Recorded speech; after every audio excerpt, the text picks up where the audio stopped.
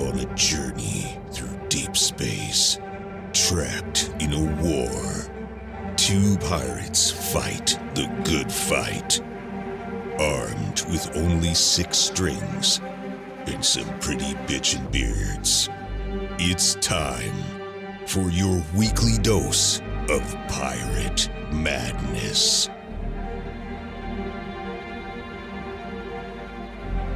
You're now listening to the Guitar Pirates Podcast.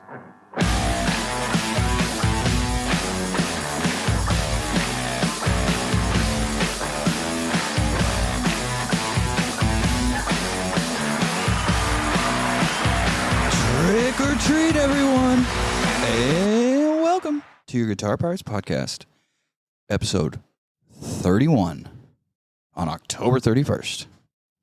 Let's just give that a round of applause. Happy Halloween, everybody. Jim, how you doing? I'm alive. Kicking? I'm kicking. My neck's a little Neck's a little meh, but that's all right. Seems like we made it back okay in one piece. Yep. Almost 3 hours of headbanging between Kill Switch and Slipknot, so... But you did say the opener was very good, too? Yeah, Fever 333 and Code Orange were freaking awesome. Jim was in the Arkansas destination of the day for this past Tuesday for the Slipknot Knotfest show. And my phone wouldn't work, so I couldn't call in. So we have nothing from Jim. That's all right. Well, he's here. He made it out alive. He's just feeling good. I'm as long as I don't look to the left too much, I'll be good. He's doing all right. But without, obviously, because we could do a whole podcast about some of this stuff, give us who people are listening who didn't go, show rating, 1 to 10. Slipknot 10, like 10 out of 10. Beyond, it was, yeah. Unbelievable. They're so tight and so awesome. That's what I thought. Corey's voice is literally better than it has been in 20 years. I mean, literally, anybody that says that they suck now, they can... It's like they're almost hitting their prime. Dude, they are what I mean? So, yeah. It's like, they are so tight right now. Proficiently, musically, and just, you can tell, like, stage presence. They're just And didn't you say they had, not to get away from the show itself, but didn't you say like a museum or something? Yeah, they had a little, it was like a little trailer. But it had every like a whole bunch of old masks. Like you got to pull out little drawers and look at stuff. And I was looking at all of the old guitars from back in the day, and I was asking a guy a question that was running the museum. He's like, I don't know. There's a Strat right there. I'm like, that is a Telecaster, you idiot. How are you gonna work inside unless they were? I don't know if they were with the road crew or maybe they were just pulled in from the amp. I mean, if you are in the museum, you got to know every damn question that is asked you of ought you. to know. You know what's going on. And the bad part is that I was the one that knew everything in there because I was telling my nephew, I was like, oh, look at this and that and that, and then blah, blah, blah. And then I found out that the Strat that I was talking about was what I thought it was. I was like, God. But Killswitch was awesome. Always has been. Killswitch Engage, one of the tightest bands out. If you haven't seen them, very musically proficient. Oh man, they're so good. Very, very musically. Adam proficient. D is one of the most underrated, just guitar virtuosos. He's freaking amazing. He's so good. I mean, Joel is awesome too. But I got to see 4 of my guitar, influences this weekend. Yeah. Hell of a day for Jim as far as that goes. Oh, yeah. It's good that we have you back. You're glad. Back in one piece. I would have stayed. There's so many good-looking girls up there. I went to Twin Peaks. I don't know if anybody's been to Twin Peaks. But Jim lived it up. We let him off the leash. I'm surprised he came back. I only spent $122. And he got away clean. I got that satchel from, I got a little goodie bag for the VIP tickets. Yeah. Shout out to my nephew for buying me those pit tickets. I wasn't in the pit, but I mean, I could see it. Yeah, I don't know if we'd have Jim here now if he was in that pit. Oh, I got screwed up more. But guys, welcome to your Halloween episode of your Guitar Pirates podcast. Not a Halloween special, not episode 30.5. Guys, we have our full interview with Steve Gadlin up on our podcast feed. Check that out. It's also on our YouTube channel, Guitar Pirates Podcast. Give that a search. But guys, let's dive into a basket load of dirty laundry. Earlier this week, I got some just kind of like, I don't know, it's not sad, it was just like alarming. Our boy Jackie T in Australia way had to go to the hospital for some heart issues. Oh, no. And I'm just saying what was disclosed off of social media posts. I don't know anything else, but good thoughts and vibes, and if you pray for him, whatever you do. Shout out to him and Mandy. They're doing their things. I think I read they are putting new guitar picks on the site tonight. So there hadn't been there hadn't been any new picks for a few days, and Jack's just not been feeling good. So shout out to him. Lots of love for him and Mandy and Una and just everything they're doing. Jack, get yourself better, boy. And if you got to put down the picks for a while, put them down, man. Exactly. Don't hurt yourself. Like, we want you. We don't want the picks, man. So, anyway, just tons of good vibes for him. That's basically my point of that. Guys, let's lift it up a little bit. Remember when we talked about Vince Neil falling off and breaking that rib? Yep. I don't know if we mentioned this in the deal, but I was watching, I'm going to shout out Ola, watching Coffee with Ola this morning. He also mentioned that Vince Neil ruptured a testicle. Oh, no. Yes, in the same fall that he broke the rib, he ruptured a testicle. Jesus. You can probably sing really high after that or not sing at all. You took the word right out of my mouth. I was like, he may be able to get his high voice back. I mean, when I was doing some work this morning, and I was like, oh my word, he ruptured a nut too. Oh, good Lord. So best wishes to old Vince for busting a nut. Not figuratively, like he broke a ball. oh. So shout out to him. Hopefully he gets better, because that's just, ugh. And then Nikki Sixx. No good. And then Nikki Sixx basically calls out, he didn't say Vince Neil, but he said, how can you be out of shape and be on stage? It's like, that's hard, dude. That's harsh, That's bro. rough. Because we know exactly who you're talking about. Mm-hmm. Indirectly. Yeah. Well, sometimes you got to light that fire. And I mean, Motley Crue could be poised to be one of those bands going into the later next 10 years. If the one person would just get it together. Yep. And that's not saying anything on him bad, because he's a great performer, but I was thinking, what's funny about all this? I was thinking about this the other day. I was like, if Vince Neil can't go, who is out there that they could get? And the first person that came to mind, Sebastian Bach. Yeah. Oh, he'd murder for them. He'd kill. His voice is still Sebastian Bach. Whether you like his outlook on life or whatever, have you. No, you're right. Like, I'm just trying to is think of somebody else that could do it too. I don't know. I'd probably come to me in a later part of the Axl episode. Rose. Yeah. The hell, he did the AC/DC thing. He did really good with the AC/DC stuff. Yeah. Very, very well. Yeah, that would have been a memorable thing to see. Oh, yeah. Take away Axl's disposition. It's just Axl Rose fronting AC/DC. Yeah. That's crazy. It was crazy. That's like a ultimate, like, celebrity, like, super group. One of them, yeah. Not like the quintessential one, but a modern day kind of thing. Oh, modernly, yeah. Throw in a crazy drummer behind there, and you got a freaking chicken foot thing. Speaking of chicken foot, I wish they come out another album. I really did like that album. That was really cool stuff. But guys, I got one. We got one more. For No, I've Dirty got a Laundry. couple things here. Do you? Yeah, I've got are a you going to couple bring it things. up? No, I'm going to let you do that here in a minute. Okay, but I want to gotcha. talk about this. Fart pedal smashed the goal of over 600 pedals and I believe $90,000+ backed. Woo woo. Good on you, Steve. I can't believe that you guys, you guitar players, that it happened. Right. We did it. It happened. Fart pedals are going to be in the wild. Almost $100,000 raised for this thing. Like you're literally lighting it on fire and crushing the goal.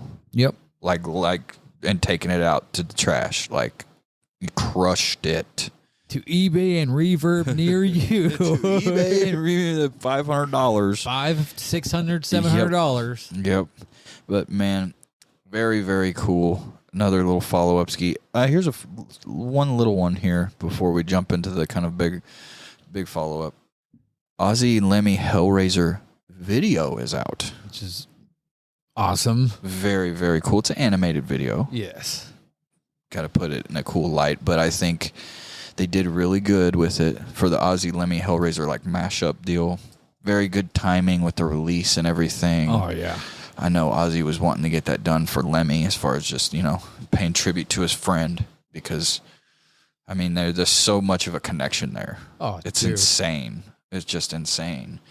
But I thought we'd kind of a little follow-up because we talked about that before. Yes, we did. So we got to get in our dirty laundry in order because, no, we're not running by the seat of our pants here, guys. It's Halloween. Yeah. It's the 31st episode of your Guitar Pirates podcast.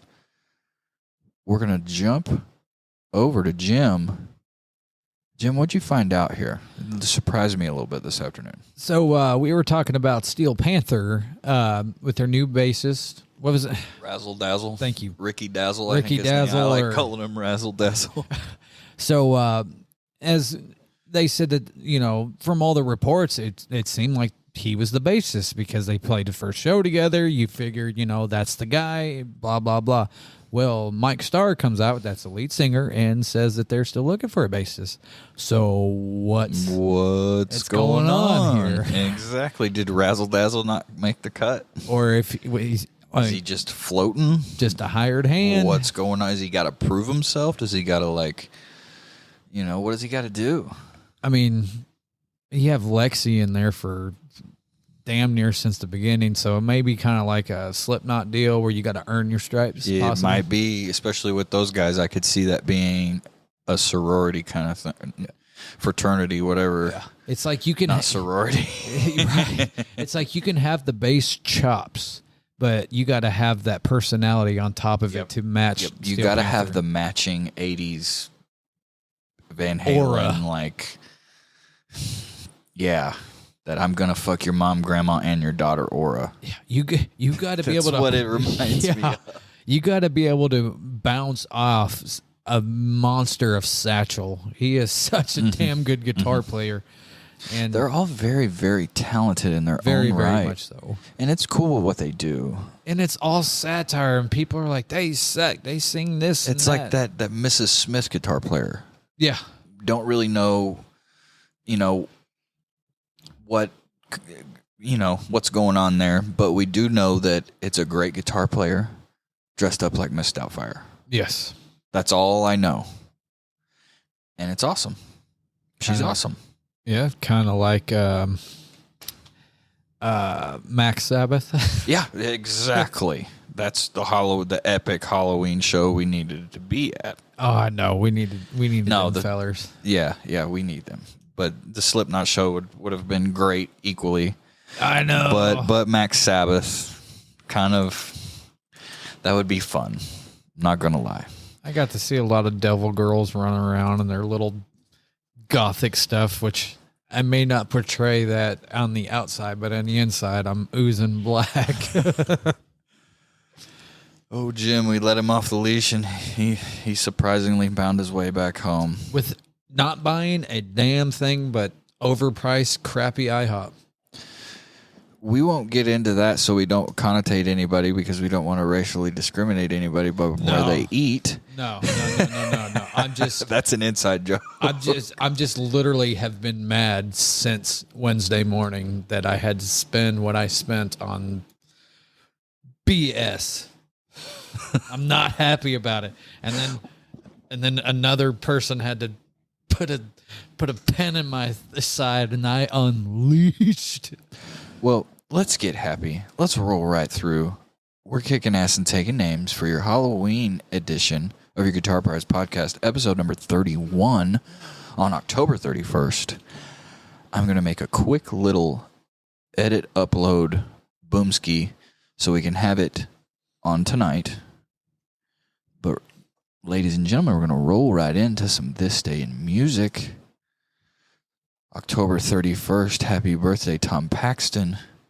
His songs have been recorded by Bob Dylan, Sandy Denny, Joan Baez, John Denver, Dolly Parton. Hell of a songwriter. Happy birthday, Moon Martin. Songwriter, guitarist Moon Martin, originally a rockabilly artist. He wrote songs Bad Case of Loving You, made famous by English singer Robert Palmer, and Cadillac Walk. Oh, wow. Happy birthday, Bernard Edwards, producer and member of Chic. That single, La Freak, Aw Freak Out, actually, if you get some history, was Aw Fuck Off. Because Studio 54 didn't like their band, so they went home and wrote a diss track to Studio 54. It got popular, and they had to change it to Aw Freak Out. And then Studio 54 is no more. So, anyway, rolling down the line, a little bit of Halloween trivia there. Happy birthday, Larry Mullen, Irish musician best known as the drummer of U2. Yeah. Happy birthday, Johnny Marr, guitarist with the English rock band The Smiths. Happy birthday, Mickey D from Motorhead. Birthday, buddy. Yeah, we gave Mickey D a little bit of a clap because we've done the affiliation with Mark and the book and everything. And Motorhead fans. And we're huge Motorhead fans. And Mickey D is a badass drummer. Yes, he is. That man, I think he's killing it with the Scorpions right now. Man is just a legend. Happy birthday, Adam Horovitz, Ad Rock from the Beastie Boys. Happy birthday, Adam Schlesinger, record producer and guitarist, best known for his work with Fountains of Wayne. 2003 Grammy-nominated single, Stacy's Mom. Wow. He died April 1st, 2020, from complications brought by COVID-19. Oh, damn. Happy birthday and rest in peace to Adam. Stacy's mom, dude. How many times have you sung that song? Anytime. I think we could all recite that from our brains. Oh, yeah. Especially, like, you don't have to be a fan of that band. You don't have to be whatever. We've all sung that song.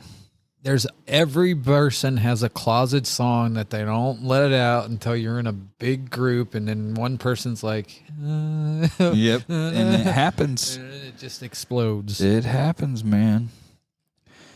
Happy birthday. And I say this because there's a story behind this. Malin Bergeron from Swedish pop group Ace of Base.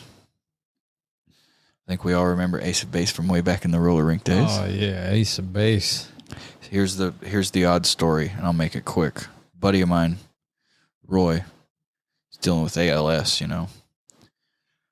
We were having one of those moments, and he's like, dude, this is my favorite band. And you know what he puts on? Ace of Base. And I laughed. And then the other day I heard it in the car, and it almost brought me to tears. Oh, yeah, of course. And I just cranked it up for him. Because I don't care. It's not my favorite, but dude, no, you gotta turn it up for it, man. You know what I mean. Anyway, let's not keep this negative, guys. Happy Halloween. Happy birthday, Johnny Moeller, American blues guitarist with the Fabulous Thunderbirds. Joined the group in 2007. That's it for our birthdays. Let's get a little bit of what happened on this day in music. 52, Chuck Berry. Johnny Johnson hired 26-year-old Chuck Berry as a guitarist in his band while playing evening gigs in the St. Louis area. Barry kept his day job as a hairdresser for the next 3 years. Barber. Come on, man. 63, Jerry and the Pacemakers were at number 1 in the UK singles charts with You'll Never Walk Alone. 64, Ray Charles was arrested in Logan Airport customs officials in Boston and charged with possession of heroin. This was his third drug charge. 67, Brian Jones was released from Wormwood Scrubs prison on 750 pounds bail pending appeal. Jones had been found guilty of possession of cannabis. 69, David Bowie appeared at Halloween night at General Gordon Gravesend, England. The gig lasted about 15 minutes. Bowie sang Space Oddity to everyone's delight and then dragged a stool on stage along with a huge book. He then sat and read poems and was booed off stage. What are you doing? Jesus. 1970, Led Zeppelin started a 4-week run at number 1 in the U.S. album charts with Led Zeppelin 3. Woo. That's a massive one there. Way to name drop, man. Clang. 1970, Stevie Wonder, Motown Chartbusters Volume 4 went number 1 in the UK album charts that featured tracks from the Jackson 5, Marvin Gaye, Tammy Terrell, the Four Tops, Supremes, The Temptations, Smokey Robinson, and The Miracles. Name drop again, man. Here we go. 74, Led Zeppelin held the UK launch for their new record label, Swan Song. 86, Roger Waters goes to the High Court to try and stop Gilmore and Nick Mason from using the name Pink Floyd for future touring and recording. Ooh. 87, Madonna. Forbes magazine listed top 40 American entertainment earners from 86 to 87. 8th was Whitney Houston at $44 million. 7th was Madonna at $47 million. And 3rd place, Bruce Springsteen at $56 million. So they're not going to say 1 or 2. It's probably Michael Jackson. Yeah. That's a dumb... Michael Jackson or Prince. 89, Squeeze. The very first MTV Unplugged show was recorded in New York featuring the UK band Squeeze. The program was aired 26 November of 89. The very first MTV Unplugged. They still need to be doing this. We got on this about the music videos. The Unplugged thing was even crazier. Yeah. Which then they turn into storytellers, which that would be VH1. VH1, yeah. Yeah, but you're right. Yeah, you're right. But still, can we come on, man? Bring the music back. That's all I want. That's all. All I want. MTV2 does some stuff. Just bring them. Just bring it back. Thank goodness for Fuse. Thank you, Fuse, Yeah, and for bringing Axis, the goods. Axis does pretty good about showing some cool music stuff too. What? 1990, Billy Idol. During a gig in Seattle, Billy dumped 600 dead fish in Faith No More's dressing room. They responded by walking on stage naked during Idol sets.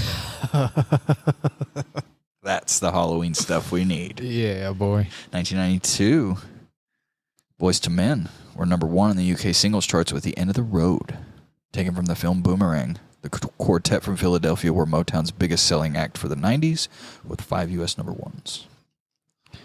Boy, if you ain't gotten it on to some Boys to Men in the 90s, you ain't getting it on. Yeah. I'm just telling you that right now. 1993, Flea. Red Hot Chili Peppers bassist Flea was at the scene of an Actors River Phoenix fatal collapse in Los Angeles. Wow. So is Johnny Depp. 95, James Brown was arrested in Aiken, South Carolina for assaulting his 47-year-old wife. Adrian, who said that her husband hit her with a mirror. Adrian died in January 96, and the assault charges against James were dropped. Damn. So he hit her so hard he killed her. Come de pas, my son. No, I shouldn't have in the said back. that. That's rough to say. But yeah, that's crazy. 96, Slash announces that he was no longer in Guns N' Roses. The guitarist said that Axl Rose and he had only been civil to each other on 2 occasions since 94.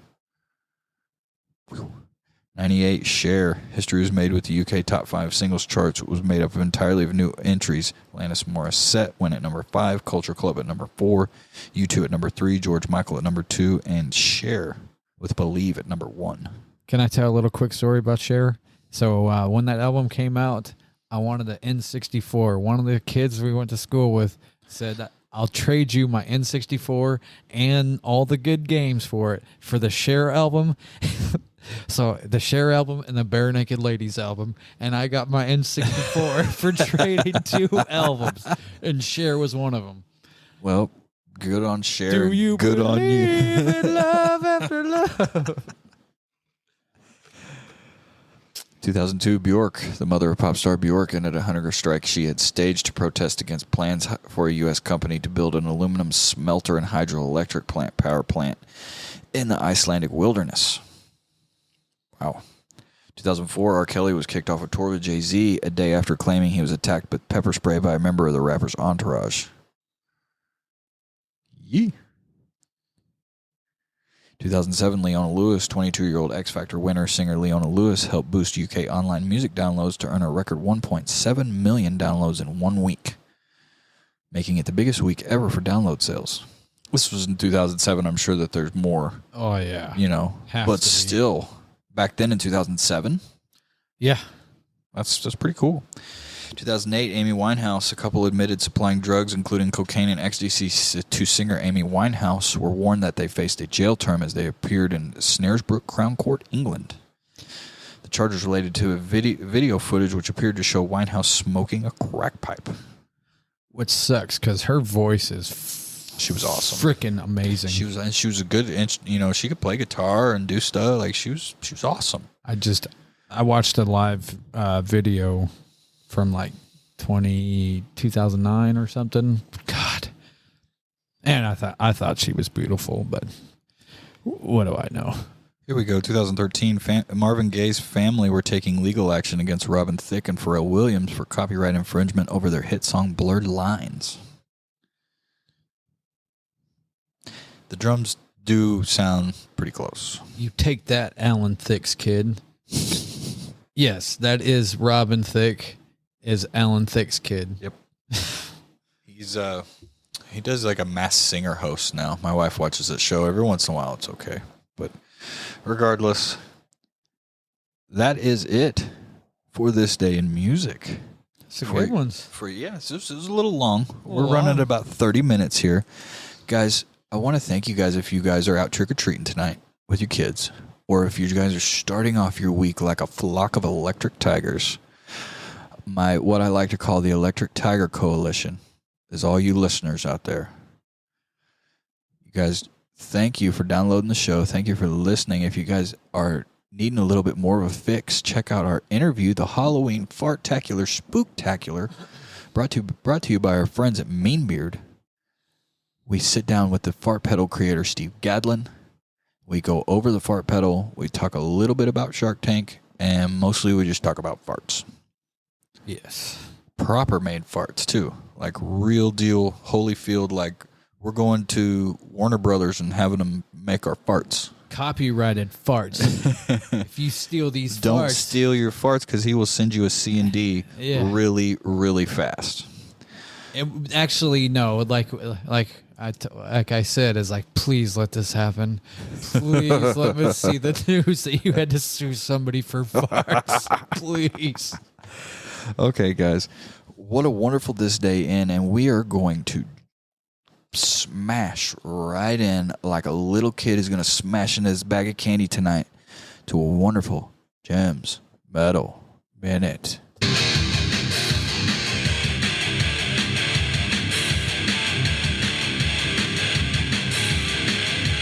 Gems Metal Minute! And welcome to Jim's Metal Minute. As talked about last week, what we were gonna have for our for my main event for the end of the month here for Jim's Metal Minute, we just go ahead and push that off into our main event. Yeah, we hijacked it, and it's coming into the big part. Which worked out great because I had something that I was going to do a Jim's Metal Minute. But anyway, here we go. Father accidentally shoots son after he plays too much guitar. How metal is this? Yes, this happened. Fred Hensley Sr. of Blue Ash, Ohio, was reportedly attempting to shoot his son's guitar, but instead shot his son, Fred Hensley Jr., in the rib cage. Oh, my goodness. A 79-year-old resident of Blue Ash, Ohio, stands accused of shooting his son because he had been playing guitar for too long. According to court documents, obtained by Local 12 WKBC in Ohio. Yeah, boy. Fred Hensley Sr., 79, is said to have shot his son, Fred Henley Jr., 50, with a 380 pistol Sunday, October 24th, because he'd been playing guitar for over an hour, despite the senior Hensley's request for him to stop. According to a report from Fox 19, Hensley Sr. told Blue Ash police he was trying to shoot near his son, while Local 12 WKRC's report states that Henley Sr. told police that he was trying to shoot the guitar. After he was shot reportedly in the ribcage area, Hensley Jr. allegedly attacked his father, causing injuries to Hensley Sr.'s face and mouth. When questioned by police, Hensley Jr. said he did not remember hitting his father. Hamilton County, Ohio. Court documents state that Hensley Sr. has been charged with felonious assault and is currently being held on $50,000 bond. And Hensley Jr. was taken to the hospital, the incident, and reportedly not facing any criminal charges for the incident. No updates on his or his father's condition have been provided as of the press time. So, anybody been shot for playing guitar too long? Yeah, well, we know somebody who has now, or know of somebody who has now. I don't know if I'd be mad or relieved that he missed my guitar and got my rib cage. It depends on what guitar it was. But, I mean, I guess if you shot a guitar, it'd be a hell of a damn story. But, yeah. So, goes to show you, if somebody asked you to stop playing guitar, should you heed the warning? If it's your dad and he's got a 380 and he's going to shoot you. Yeah, boy. Right in the rib cage. That's the most brutal metal minute. Oh my god. That's a brutal. That's a brutal metal minute. That's a wonderful metal minute, actually. Happy freaking Halloween. Happy freaking Halloween, everybody. Goes to show you. I mean, you spend all this time learning your damn instrument and you get shot in the rib cage for it. I mean, how metal is that? Guys, we're going to switch it up. Jimmy, got any more with the metal minute at all? No. Okay. I mean, I could add on to a whole bunch of it, but no, I think we kind of get we got the gist. We get the gist of it. Guys, I've got a little article here. I want to run it down because this week we just want to talk about a few, I don't know, what do we want to call it? Like, I want to talk about some scary beards. We've got a few scary beards. We want to run it down for our Mean Beard Beard of the Week. Guys, meanbeard.com, use promo code GPP15, save your dollars. If you guys are listening to this before midnight, use code SPOOKY20 to save 20%. But we're going to run it down the line for your Mean Beard Beard of the Week. Tyler Labine and Dale Tucker versus Dale versus Evil. That's a good one. Sid Haig as Captain Spaulding in The Devil's Rejects. That's another good one. Bill Moseley as Otis B. Driftwood in The Devil's Rejects. I was hoping he was going to be another one. Jeremy Gardner as Ben in The Battery. Ian Richardson as Sir Charles Warren in From Hell. Bill Goldberg as Santa in Santa's Sleigh, 2005. He was, whoa, okay, I've seen that movie on there forever, but that was Bill Goldberg. And here we go. Kurt Russell as R.J. McCready in The Thing. All right, you just, okay. Wait. Oh, wait a damn minute. Wait a damn minute. You're telling me I've seen Santa's Sleigh on my Netflix thing or whatever the hell it was for years, and it was damn Bill freaking Goldberg? Yep. Santa Sleigh features former pro wrestler Bill Goldberg playing the serial killer version of Santa. His beard actually looks pretty legit as he rides into town on his hell deer, bringing him with Yuletide fear. Well, son of a bitch. I guess I know what I got to watch know now. what's going on tonight. Guys, Kurt Russell with an awesome beard in old 1982's The Thing. There was a couple other ones up here, I think. Here we go. Richard Dreyfuss as Matt Hopper in Jaws. Cool movie. As soon as you said Richard Dreyfuss, I knew exactly what movie you were talking about. Well, A.J. Bowen as Sam in The Sacrament. None of these are really huge. I mean, there's some bigger ones, you know. but for spooktacular, you can't get better than No, that. you can't get better than that. These are some awesome Halloween beards. Goldberg especially, and the old throwback to Kurt Russell. Yeah. And just looking like a legend, looking like Jeremiah Johnson. And old Sid. Yeah, that one's honestly, to me, that one's the scariest one. Oh, yeah. That one, and I can't, that one, woof. What, you don't think clowns are fucking funny? That one, that woof. Regardless, that is our Halloween mean beard of the week. Beards of the week. Just talking about some movie Halloween style beards. Just might scare the hell out of you. We don't know. Was that Kurt Russell to you? Yeah. Yep. Looking like, if you want to know what he looks like, go look up Grizzly Adams. Yeah, that or Jeremiah Johnson. Yep. I mean, he's got a little longer hair, but yeah, one of the two. I mean, One of two. Yep. But guys, that's our mean beards of the week for our Halloween, October 31st, episode 31 of your Guitar Parts podcast.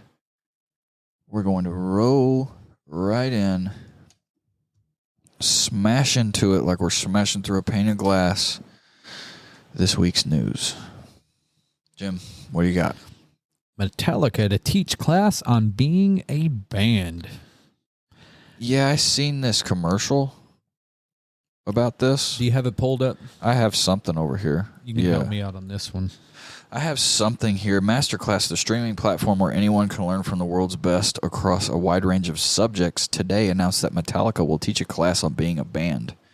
In celebration of the group's 40th anniversary and as the first rock band to teach on Masterclass, Hetfield, Ulrich, Hammett, and Trujillo will reflect on 4 decades of transcendence, giving members a window into their journey to teach strategies for growing and staying together as a band.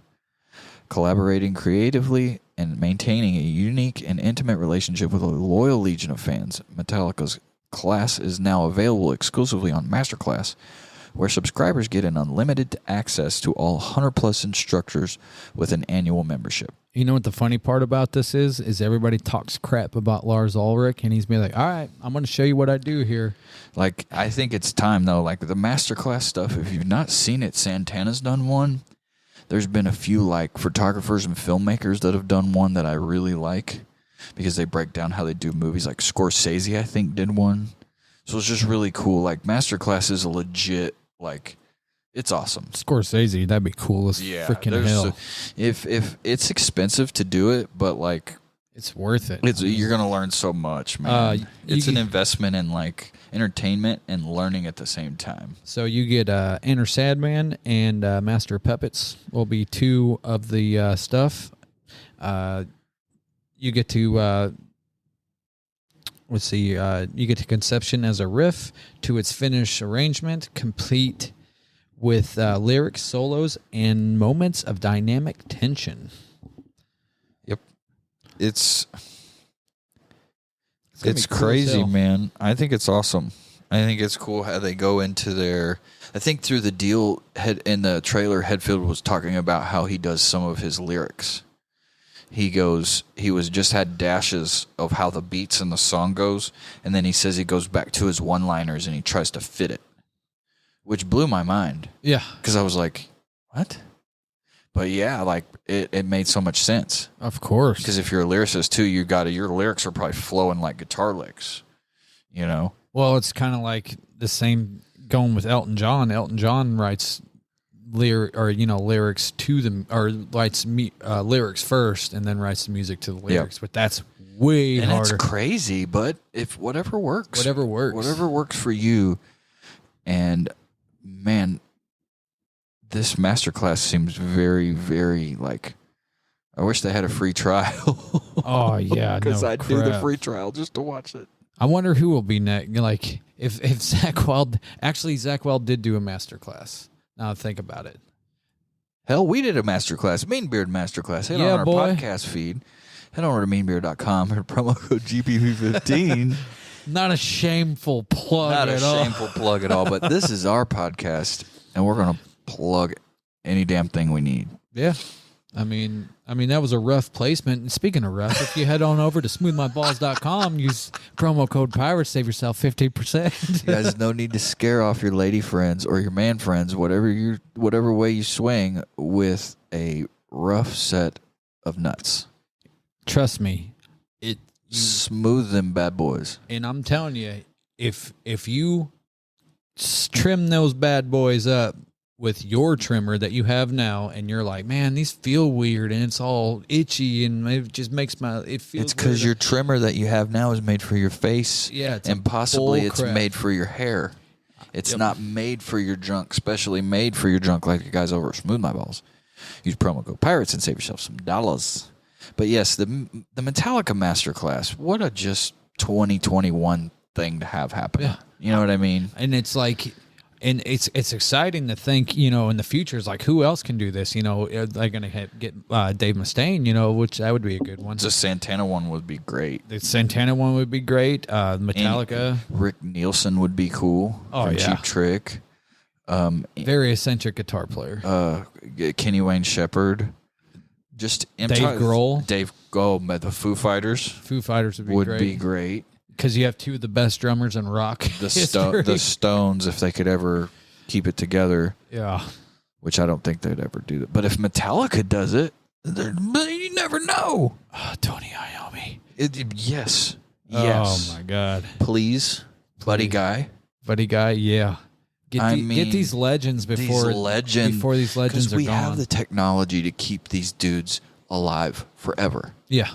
No, we're not literally going to physically keep them alive forever, but if we make these things like this masterclass and documentaries and the PBS documentary that was made about Buddy Guy, it keeps this stuff alive forever. Like, it's not going anywhere. And it's like I know a lot of people are like 50-50 in Iron Maiden, but it's like Steve Harris is the epitome of like holding down the bass line. I mean, if you think about Steve Harris, I'm not saying he's the best bassist out there for anybody that's going to jump on me. All I'm saying is he's the epitome of holding a band down, because he is the man in Iron Maiden. Steve Harris is a beast. Absolute monster. Jim, what else do we got for news over there? And this comes out perfect for Halloween. Korn's Jonathan Davis is the villain in a new horror movie. Oof. I love it. I know he's having some health issues a while back. It's good to see him kind of getting back up and kind of kicking ass. Let's see here. Korn's vocalist Jonathan Davis will play a villain in the new horror movie, The Devil's Tree. Davis was cast a character called The Pet, who finds endless comedy in killing people. Oh, well, all right then. Well, have fun doing that. Production on Devil's Tree began in 2013. Wait, what? Getting stuck in various levels of development hell before its eventual completion. The movie was directed and co-produced by Joshua Petrino, who did the film's visual effects. Petrino's credit for TV includes Wilfred and film Spirit and Contracted. Wait, hold on. So this started in 2013, and it just got done till now. Holy hell! That's filmmaking for you, especially stuff like that. Yeah, like horror stuff. That doesn't surprise me. So basically, here's a rundown. So if you like movies like The Clerks, Hatchet, The Devil's Rejects, It's Always Sunny in Philadelphia, and Damien Leon's Turfer? Whatever. Damien Leon something. It's probably for you. So basically, if you like those movies, so it's from what I can grasp, it's going to have a little bit of comedy and then a whole bunch of killing. But Jonathan Davis, shout out to you, bud. Bring in the goods. Anything else over there, Jim? Yeah, my phone's a piece of poop. Nope. All right, guys. We are rolling at about 45 minutes here on your Halloween episode of your Guitar Pirates podcast, episode 31, on October 31st. Got a weird article here. Trivium frontman says Gibson refused to talk to him. Explains what he had to request from Epiphone when making his signature guitar. Says, I first played Gibson when I was a kid. I was super lucky. My dad got me a Gibson Les Paul Custom. I still have that one over there. And it was on the 2011 Unveils. I was invited to the German offices because German people were the ones that were signing up metal bands, and we were doing pretty well there, so they decided to take me on. I said I wanted to make a guitar that's affordable, that I get to spec everything out about it. It's the same one that I use, the same one people can buy in a store. I remember being a kid and looking at my favorite guitar players. Oh, man, it's only $800. And then you pick it up and you're like, oh, this isn't the same one that he plays. So then I was able to make one with Epiphone. It took us about a year. It was in 2013 when we launched signatures back then. And yeah, I use 100% of my Epiphones on stage records at home. I'm free to use whatever I've got. I collect a bunch of different brands. The last 3 records have all been Epiphones, 100% of the rhythm guitars, which is pretty crazy. Doesn't really say anything else about the Gibson, but you guys can check it out at ultimateguitar.com. And you can see, hear what Matt Heffy, I guess is how you pronounce it. See what he says about using Epiphone guitars, Gibson not talking to him, and also he goes into a little bit about making 9-string guitars. Heard something on Ola's deal this morning. John Petrucci is using 8-string guitars on the new Dream Theater album. Yep. 8-string That's Majesties. crazy. Regardless. And those Epiphone Heffies are only $8.99. Yeah, they're really good. Really good, and it comes with a hard case and 2 EMG 8185s, 24 frets. Guys, I got a quick one here.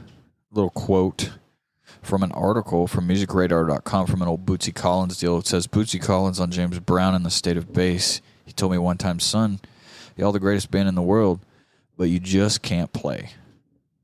And he laughed and he said the bad thing about it is that he was serious. I think there's just more there than meets the eye. You're the greatest band out, but you can't play. I think he might mean jam. Or like play together. I don't know exactly. It doesn't really go into it in the article, but you can check it out on musicradar.com. Boosty Collins talking about his time with James Brown, talking about his basses. It's a cool article, but it really doesn't expand much more after that. As far as the quote from James and what he said. Regardless, James, I could hear James' voice. Guys, Fender unveils made in Japan traditional 60s jazz masters with wide range cuneiform, copper, nickel, and iron humbuckers. The latest made Japanese guitar represents another appealing combo that sadly is not set for distribution outside of the country. Wide-range humbuckers, cuneiform, which is just the chemical symbols for each of the metals in the pickups. It's a traditional bound and blocked Jazzmaster with humbuckers in it. Ooh. So needless to say, if you're into that stuff, you can probably get one sent over from Japan. Or if you could talk to Trogley on the new Guitar Day thing, that dude can get everything. That dude blows my mind. Anyway, new releases from Fender. Probably running, 20? I'm 25? guessing it's probably like 12 to 15. 12 to 15. That was my guess. I didn't even see the price because it's not even available in the country. That's why I just was like, hey, it's out there, guys. If you want to check it out, go check it out. Right. Klon KTRs will be able to buy in about 3 weeks, according to founder Bill Finnegan. This article was published 3 days ago, so you're looking at probably about 2.5 weeks, whatever, if you want to call it that. Based on what's widely regarded as to be one of the best overdrive pedals, or at least sought-after circuits of all time, Klein KTR are due to start hitting shelves again in about 3 weeks after a period of unavailability, according to Klon founder and designer Bill Finnegan. KTR is the production version of the legendary Klon Centaur, bearing the name "Kindly remember the ridiculous hype that offends so many is not of my making." In relation to the stratospheric prices original Centaurs have begun fetching over the last decade. So if you're hunting and you're hungry for a Klon, which I've been debating on getting a Klon-style pedal again from All Pedal, the Alchemy, the Centaur, the mother of all Centaur slayers was on the back of it. I mean, I don't know. I'd like to maybe try one of these Klon KTRs. The drive aspect of a Klon, I'm not into the magic of it. I don't think it does anything crazy. I just think it's a different type of drive circuit. Yeah. It's like a tube screamer versus a blues driver versus whatever. And then you have, I have this Klon style distortion. That's my thought on the whole thing. But anyway, it's still cool that they're making them and they're about to be back out. And there'll be some new ones, brand new ones in the wild. So if you can... And they're coming in red? Yeah, they come in a big old red box. But if you can get on it, you won't have to pay the aftermarket prices. You can pay it for what it is and not let them get jacked up $200 immediately. Yeah. So what, $349 probably? I'm guessing. I'm not 100% sure.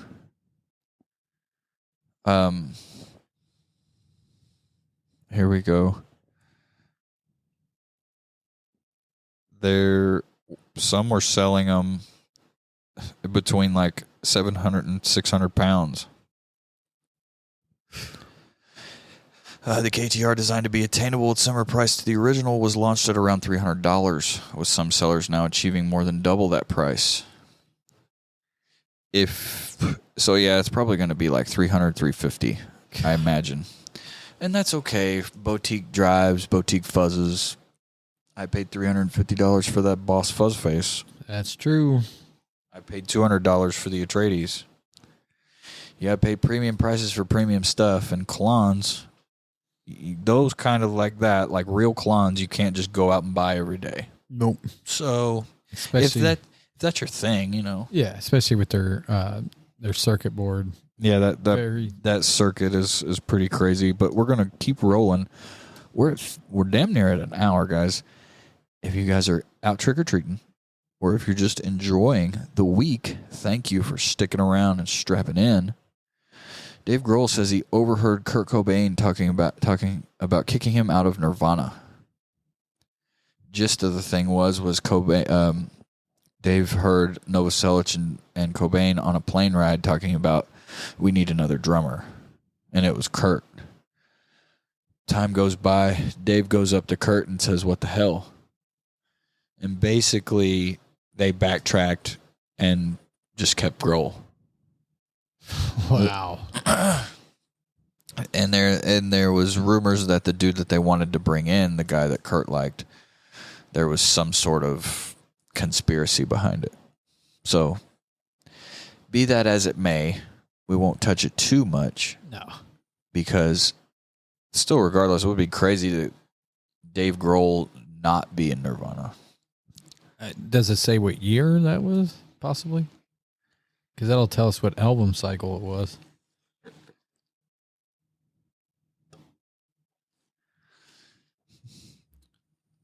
No, it does not. Nope. But it does say... I wonder if that was Nevermind. Says, I think we need a drummer that's more rudimental along the lines of Dan Peters, who is the guy they almost hired. Grohl said, I was really upset because I thought things were okay. It was for In Utero, during the American tour for In Utero. Oh, wow. So that was at the ass end of their career anyway. Wow. Well, not up there of Nirvana. Yeah. Regardless, still pretty odd, Wow. just an odd little bit there. Here we go. Here's another one that doesn't surprise me. Kiss's Las Vegas residency has been canceled. Kiss's second Las Vegas residency has been canceled. Tickets for the legendary rocker's engagement at Zappos Theater in Planet Hollywood, which was scheduled to launch at the end of December, has been taken down from the Caesars Entertainment Ticketmaster link, and fans who already purchased tickets via Ticketmaster have been notified that the shows are no longer taking place. The cancellation comes a day after the Rolling Stone magazine published a story in which the group of Kiss roadies suggested that the lack of COVID protocols enforced on the band's end of the road farewell tour led to the death of longtime guitar tech 53-year-old Francis Stuber. Stuber died of coronavirus in his Detroit hotel room on October 17th, just 2 days after being quarantined. So, basically, this is in light of that death. Wow. And with Vegas, I guess, being a hot spot because people are going there, it is what it is. And it makes sense of why... Gene Simmons just bought that house there in Las Vegas and only had it for 2 weeks or something, and then makes complete sense now. For sale, so that makes all sense. All tying together. Yep. All tying together. Guys, here's a quick one. Super Joint Ritual is done. Yep. We don't want to do it anymore. Guitarist Jimmy Bauer says the band is done for good. But on a little side note there, Phil Anselmo and Kerry King might have a little something going on, possibly. So, well, I guess I got one more here for our Your Guitar Parts podcast news segment. Rolling right in, Bruce Springsteen and his iconic $180 Born to Run Telly Esquire. It's been in every club, theater, arena, and stadium across America. The boss gave a rare look at his road-battered Telly on The Late Show with Stephen Colbert. Bruce Springsteen giving guitar fans some rare insight into his beloved Mutt Fender Esquire Telecaster, which has been his number one guitar since he bought it 5 decades ago.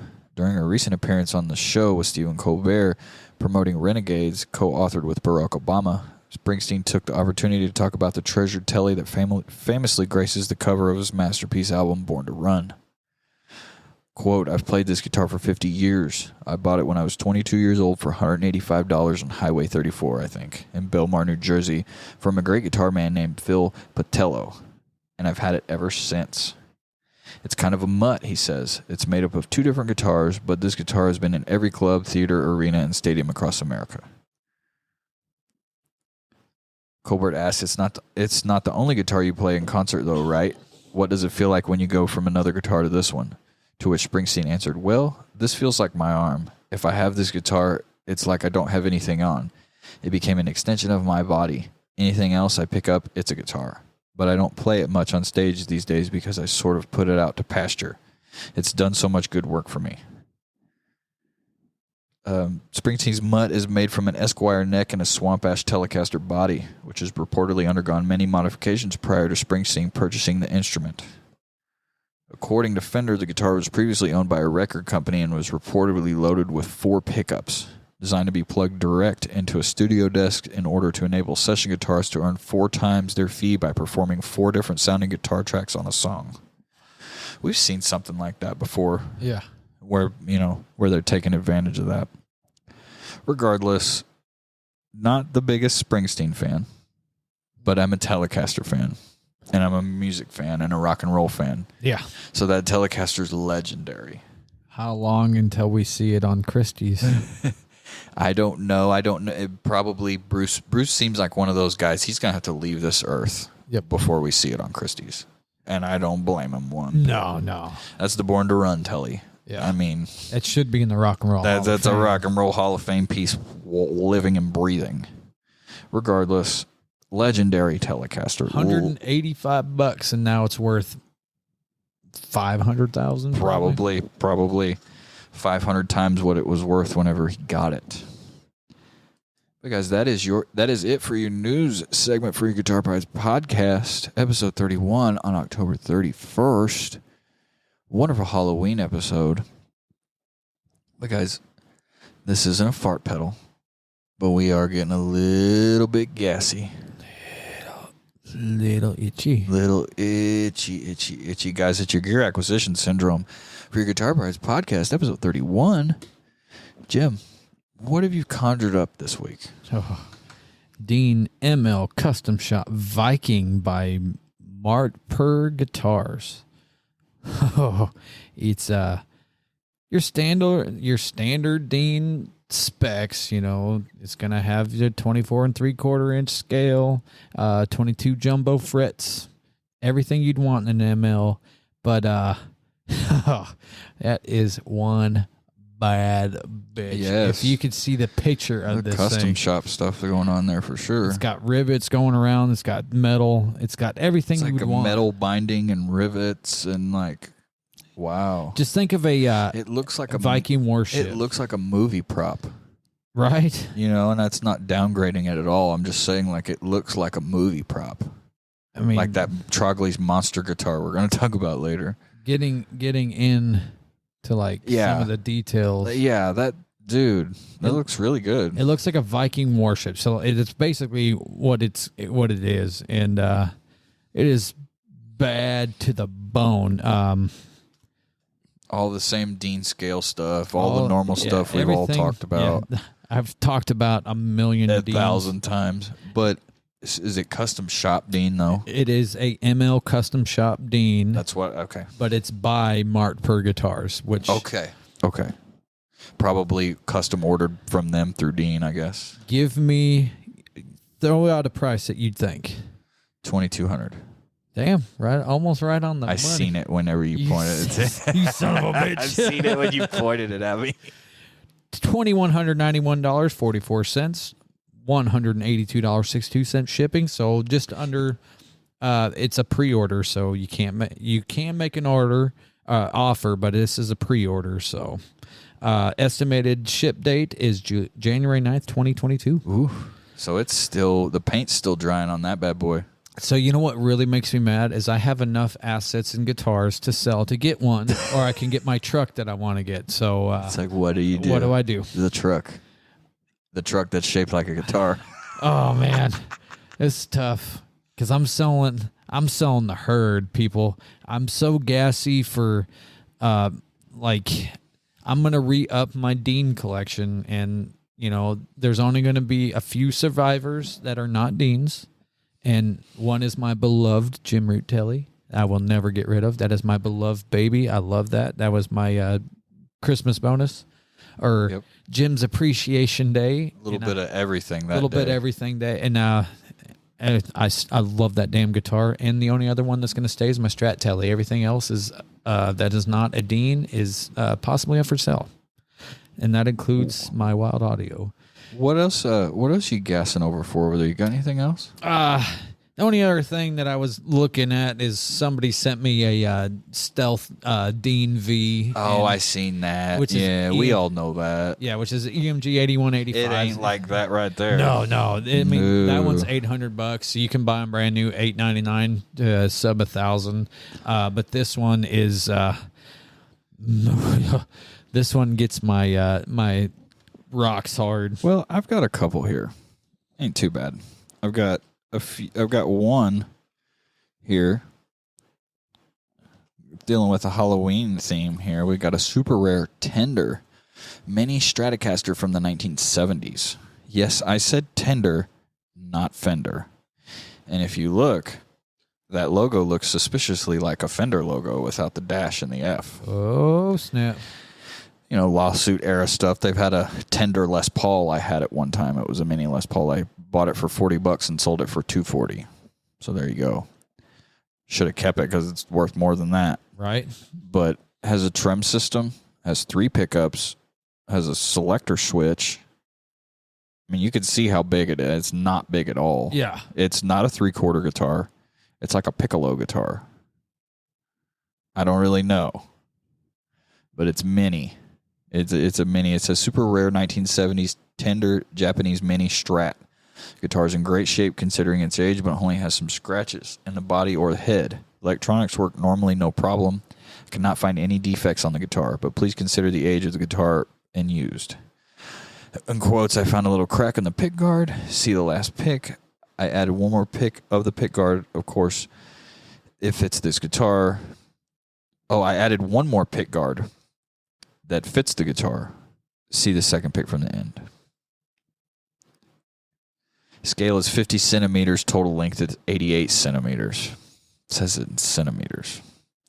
It's shipped from Tokyo Smile Street Mini Guitar Shop, Sagatawa, Japan. So there you go, guys. Check it out. It's $399. It's had a $251 price drop with $75 shipping. From Japan, you can get this pretty rare mini Strat. It's pretty cool. And I've had one of the Les Pauls, and if you're kind of a collector, you might want to pick one up. Can I jump in there 1 second? What do you got, bub? I forgot. Martper Guitars Customs. That is from Dos Hermanos, Spain. Gotcha. I just wanted to throw that out there. No. That's a good follow-up, Ski. We needed to get that in there. And everybody knows that old dumb Jimmy totally butchered that name. DOS HERM. No, Dos Hermanos. That's Dos Hermanos or whatever. Dos Hermanos, Spain. Guys, getting a little itchy for a baritone guitar. I had one, got rid of it, but now I'm thinking like I need some sort of way to create some low end on some of these little tracks that I'm making. So I'm looking around, getting a little itchy for this Squier Baritone Paranormal series in the surf green. 27-inch scale length, has P90 pickups in it, volume and tone, 3-way selector, string through body, Laurel fingerboard. I mean, it's a Cabernita style. I wonder if it's got the smuggler's hole under the pick guard. But regardless, pretty sweet. Which? Slim C shaped neck. Oh, it's a good neck. It's probably a little thicker. Has 22 frets. 9.5-inch radius. 68-14 on the strings. At a 27-inch scale length. 68-14. Woo. Yeah, yeah, boy. The old one that I had was like 72-16 or 50, something like that. So you're basically rolling a low bass string. Your right on big them. string, your big fat string is going to be like the G string of a bass string. Pretty darn close. But guys, check it out. Paranormal Baritone. Looks great. Another telly. Be a cool telly to add to the collection. Yeah. I mean, that Lord knows I got enough of them. that Dano's nice too. The Dano is nice too, but this one being $429 and the Dano being like $569. Does it have price on there? Is $429 for this one. I mean, not price. Wait. No, it does not have a weight. As far as Because that's whenever he was asking me about these, and I said the telly, of course, but I was like, wait a minute, Dano's got to be light as hell. it's a poplar body, so I imagine that it's sub. it's eight, not right it's eight. not it may be like 8.5, sub 8 if you're lucky. But with the scale length, I mean, the weight's got to be distributed pretty nice. Yeah, but regardless, it still looks very cool, and for a baritone guitar, pretty cheap little entry. Yeah. And you get that cool surf green. They do make a sunburst version, but I kind of like that surf green. Surf green's different. It's cool. Too bad there wasn't a Pelham blue, though. Yeah, you're right. Still very, very cool. Or a Lake Placid. Oh, Ooh. there was a Lake Ooh. Placid. Would be even cooler if it was bound. Oh, yeah. Here's a fun one. Joyo R20, King of Kings. Could be a poor man's analog King of Tone. Possibly. Joyo King of Kings coming out with a dual overdrive pedal.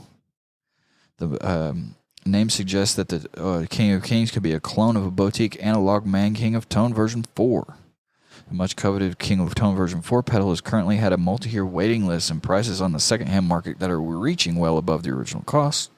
Could this be a cheaper way to get that elusive tone? I really think that probably does. You're getting 2 clipping sections. You're getting 2 sides of a pedal.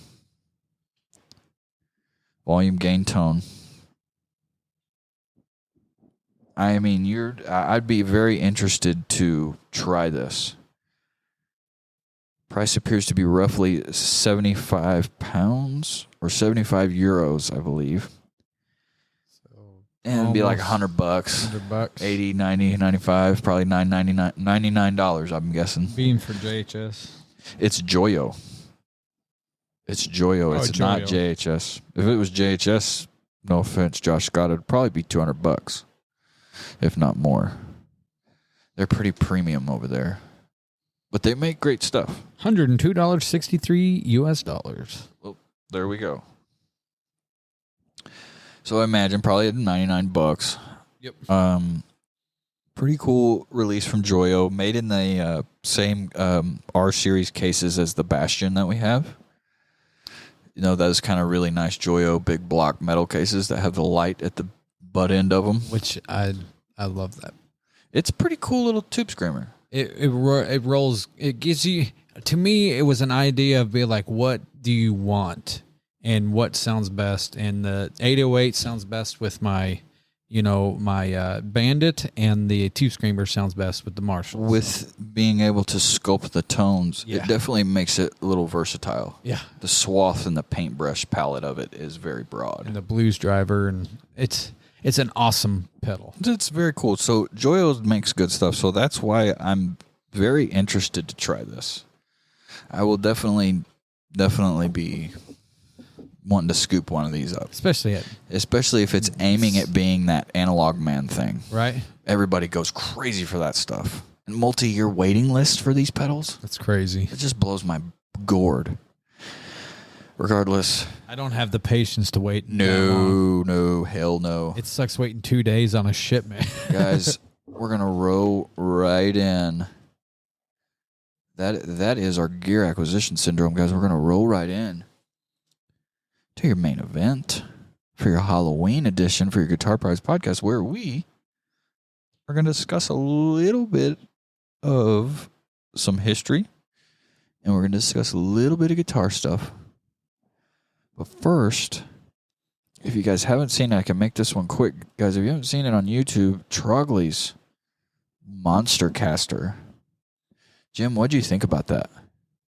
At first, like, whenever you first see it, there's so much to take in. Yeah, there is a lot to take in. Like, you're like, all right, I don't know about this. And then whenever you actually get the nuts and bolts and actually get in depths of it, you kind of get the, you kind of see through the eyes of the, of the artist. And then you get to appreciate it the more you look at it. It was definitely us saying, you're not buying the guitar, you're buying the art. Yeah.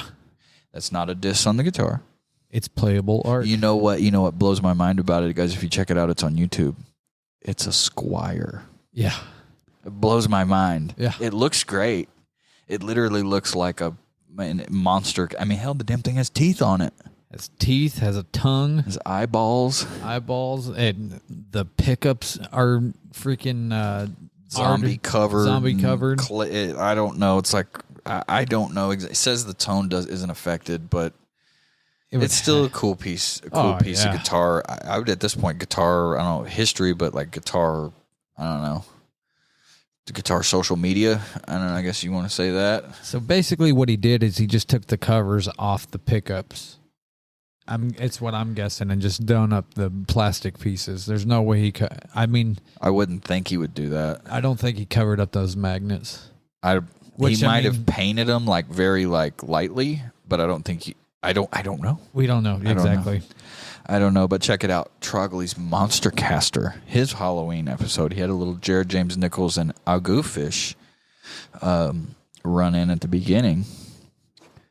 But guys, I want to run down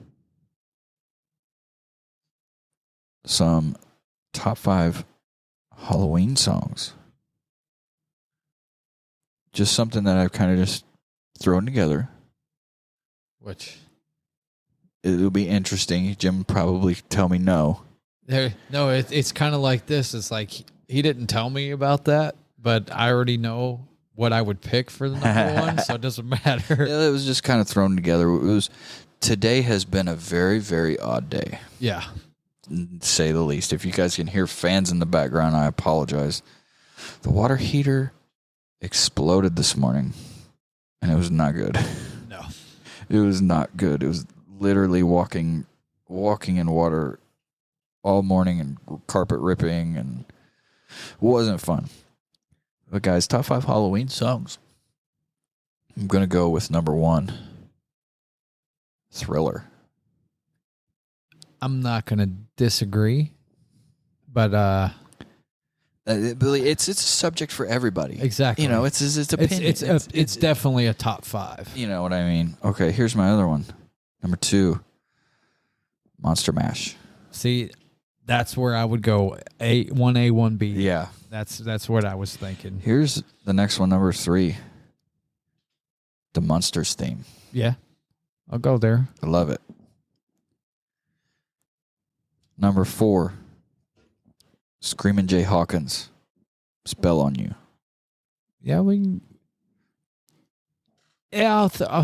not saying no. I see it in the Nightmare Before Christmas when he does all that stuff. You know, he's like, bah! But anyway,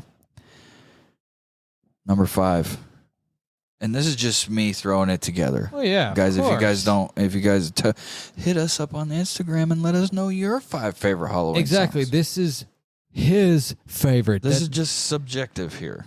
It's nothing to argue Here's over. my last one here, and I love this one, and I think you might agree with me. Feed My Frankenstein. Oh yeah, I'll give you that. By the wonderful Alice Cooper. The only thing I just that one right there. Oh, I just love, and I know I missed some guys. That's why I want spooky skeleton. That's why I want y'all's opinion on this. I mean, Easy peasy. I don't know if you can, but what do you got over there? this is Halloween. This is Yep. Halloween. Yep. I mean, that is Addams Family theme. yeah.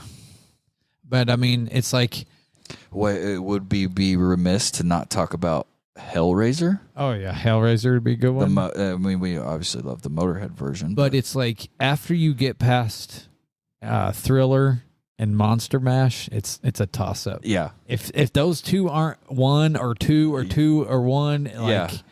especially Monster Mash, like that was the big one before Thriller came out. Yep. And Thriller Yep. came out, and it's like, I mean, you can't. yeah. They kind of go with each other at this point because one preceded the other, and then the other one took it over. But it's not Halloween if you don't have Monster Mash. And it's like you can throw a whole bunch of metal songs if you want in there, of course. Of course. But it's like Or you could throw Halloween the band in there and just yeah. be done with it. Be done with it, or you got to think Black Number One Black Number One Typo Negative, Yeah. because that one is Anything huge. typo negative. Yeah. But especially you Black Number could One, throw in a lot of metal stuff in this. because Black Number One talks about Hallows Eve and about Black Number One. If you don't know what Black Number One is, that is hair dye. Black Number One is the darkest black you can get, I guess, something like that. But yeah, I'll go 4 out of 5 on yours. I'm 100%. I'll give you that one. I think asterisks, when you get about 3, 4, 5, you can interchange anything you want, but 1 or 2, nailed it. Yeah. Definitely. Of course. I mean, because You can change. I mean, it's just changing anything. If there was one you to change, what would you do? I would throw Black Number One in there. Gotcha. I would definitely, because that one makes me think of Halloween. Sorry, Screamin' Jay, you ain't on Jim's list. No. Sorry, dog. You didn't make the cut. Nothing against you, bro. Nothing against you, dog. But Black Number One is almost one of the most epitome Halloween songs. For sure. But guys, that is our little section of Halloween lovely history. But we are going to roll right into a little bit of history, a little bit of Arkansas Southern history. And it also has to just deal with a haunted hotel. Not only a haunted hotel, but the most haunted hotel voted by just about any paranormal person that has ever been through there. It was, before we give you the name, this is in Eureka Springs, Arkansas. Is anybody's brain going off here? It was featured first in 2007 on Ghost Hunters, which was, I remember watching this like it was, I remember watching it like it was plain as day. Shout out to Perry, because Perry has stayed there a couple times. Our buddy Perry has stayed at this hotel. We're talking about the Crescent Hotel and Spa over in Eureka Springs, Arkansas, 1886. Yes. The history on this thing is crazy. Here's something real fast, and then I'll let you run. It says perched high above the Victorian village of Eureka Springs, Arkansas, is the 1886 Crescent Hotel and Spa, a palatial structure and landmark known widely in the Ozark Mountains as the symbol of hospitality for the state of Arkansas. An icon for Eureka Springs lodging, the full-service Crescent Hotel features 72 rooms with upscale suites and 4 luxury cottages. Guests enjoy the resort activities, hot tub, swimming pool, new moon, spa salon, crystal dining room, sky bar, gourmet pizza, concierge, and bellman service. And 15 acres of manicured gardens with hiking, biking, and walking trails that loop through the city and past the city dog park, skate park, and city playground. That just gives you the good part. As far as not the good, just gives you the nice part. And the best part about what he said, if you haven't been through Eureka Springs, it's basically like a miniature San Francisco. Yeah, it's like it is very touristy. No, but it is literally like a San Francisco. Yeah, it's got trolleys and hills and hills and trolleys and hills and a lot of hippies. And it is the official gay scene of Arkansas, which there's nothing wrong with that. I'm just stating facts. Nope, there's nothing wrong. We don't subject anything like that. No. But that's just stating facts. That's why why they call it San Francisco, because there's just a conglomeration of every single walk of life over there, and it's really cool over there. It's an awesome place. But here's the best part about it. The legendary 1886 Crescent Hotel and Spa is one of the most popular haunted Arkansas destinations. Visitors can stay overnight and take tours revealing the secret underground passages, the property's old morgue, and hear the multitude of hauntings that have been reported throughout the years. The most well-known ghost of the Crescent is Michael, a stonecutter who helped build the hotel and who fell to his death at the location of room 218. Michael is said to have been a womanizer who often got in trouble for flirting with the ladies. Room 218 is now the Crescent Hotel's most requested room. Yeah, I'd say so. I mean, well, when you're on shows and channels with Ghost Hunters, Travel Channel, New Discovery, I mean, it was nightly ghost tours. I mean, dude, buy your ghost tour tickets and go check this out. Yeah, and if you read the reviews and there's guys that are like, "Oh, it was boring," it's because you don't believe in it. And here's one: you too can participate in ghost investigations every January during ESP weekend. Eureka Springs Paranormal, the largest ghost hunt in America. Ooh. So there you go.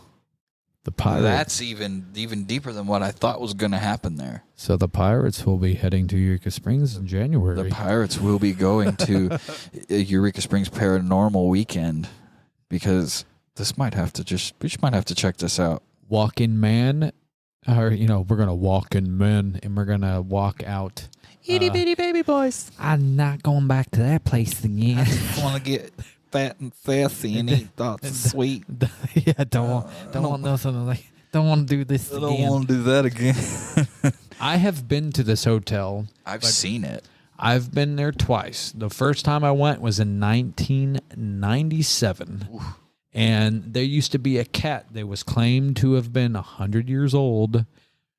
But It was a creepy damn freaking cat. That's all I can say.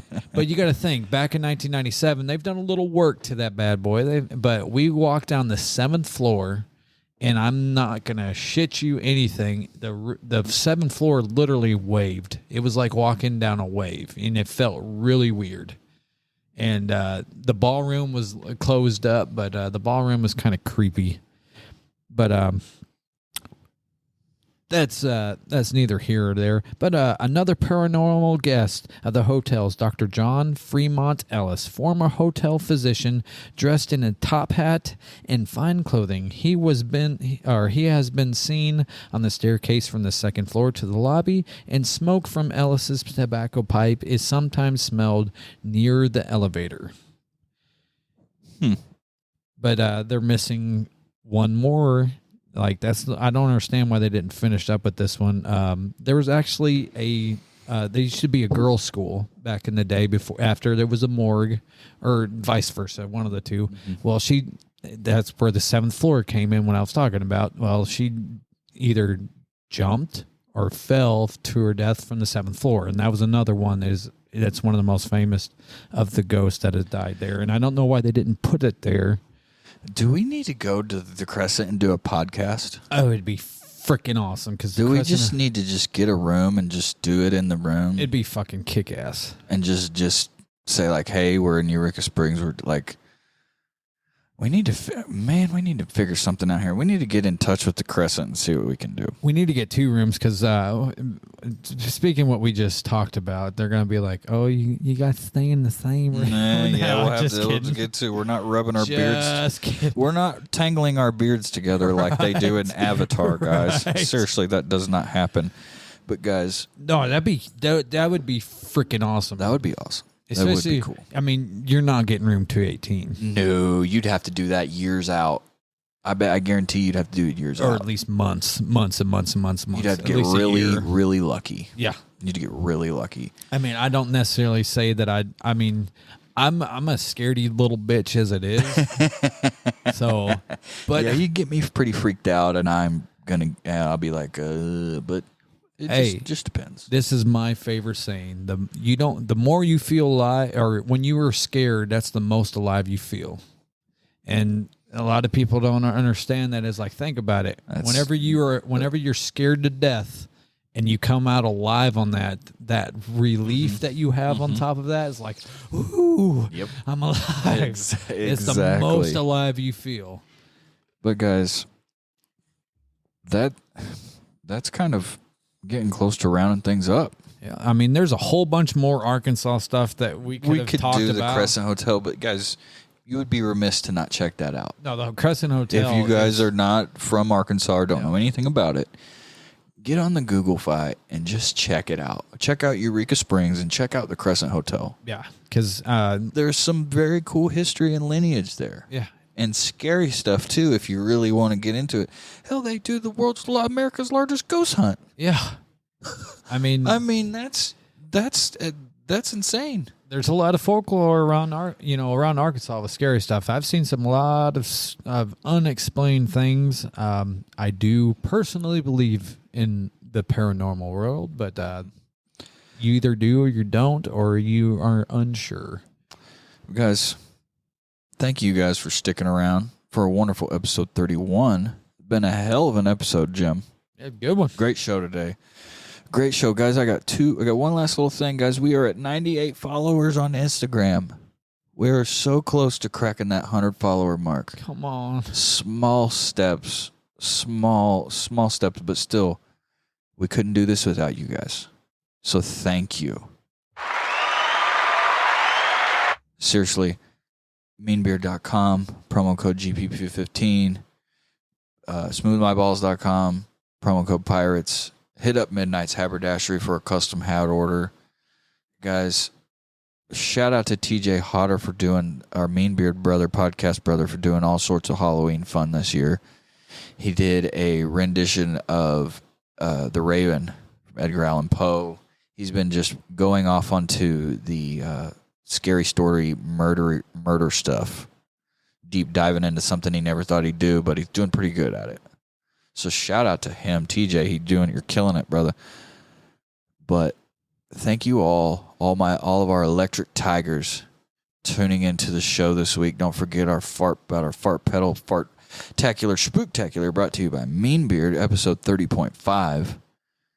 And thank you for tuning in to episode 31. On October 31. Tomorrow's November. We're crashing into November, and then we're going to crash right into daylight savings time.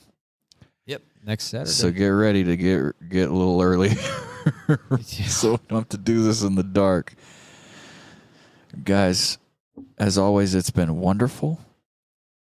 Don't do anything dumb. Have a wonderful week. Stay safe and wash your hands. Drink lots of water. Be positive, man. I've been your host, Josh Jones. I've been your co-host, Jim Steger. Guys, go out and have a baby and name it after us.